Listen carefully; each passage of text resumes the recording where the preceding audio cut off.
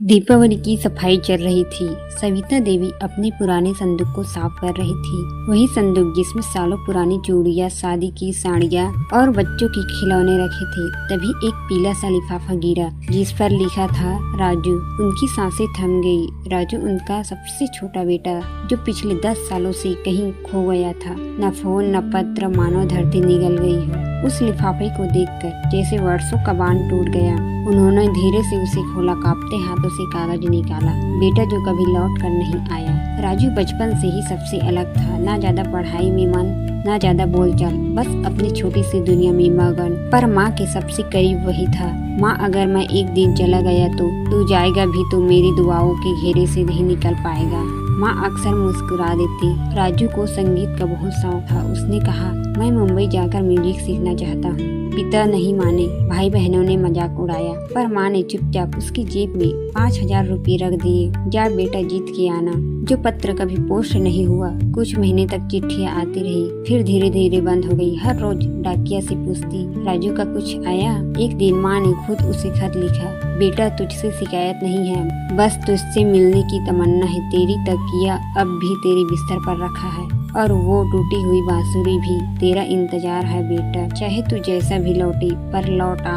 पर ये खत कभी पोस्ट नहीं हुआ। क्यों? क्योंकि माँ को कभी उसका पता ही नहीं मिला। मुंबई की एक रात। उधर मुंबई में राजू स्ट्रगल कर रहा था। कई रातें स्टेशन पर सोया, कई बार भूखा रहा। एक लोकल म्यूजिक ग्रुप से जुड़ा। फिर धीरे धीरे लोग उसकी बांसुरी की धुनों को पहचानने लगे। पर गलत संगत ने उसे बिगाड़ दिया। शराब, झूठे सपने और टूटे रिश्ते। उसने सोच लिया, माँ को अब मैं क्या मुंह दिखाऊंगा। उसने माँ की चिट्ठी नहीं पढ़ी, क्योंकि कभी माँ को अपना नया पता दिया ही नहीं था। मंच पर बांसुरी और दिल में टीस। एक संगीत कार्यक्रम में राजू ने पहली बार मंच से कहा, मैं एक बेटे की भूमिका निभा रहा हूँ जो अपने परिवार को खो चुका है, पर माफी मांगने की हिम्मत नहीं जुटा पाया। बांसुरी की धुन चली, माँ के नाम। वो धुन इंटरनेट पर वायरल हो गई। माँ की खामोशी प्रतीक्षा।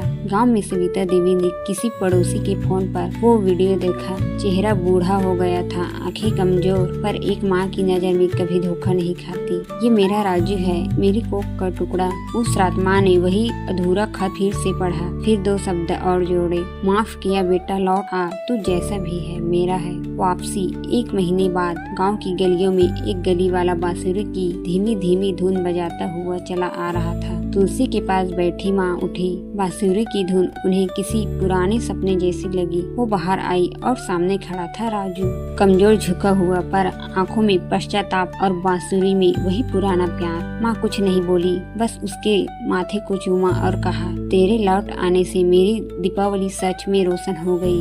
अंत नहीं, एक नई शुरुआत। माँ ने अगली सुबह घर के मंदिर में दिया जलाते हुए वो पुराना खत जला दिया। अब वो खत भेजने की जरूरत नहीं थी, बेटा लौट आया था। कहानी का संदेश, माँ का प्यार न शर्तों से चलता है न समय से। कोई भी गलती इतनी बड़ी नहीं होती कि माँ माफ नहीं कर सके। अगर दिल से चाहो तो लौट आने की गुंजाइश हमेशा रहती है।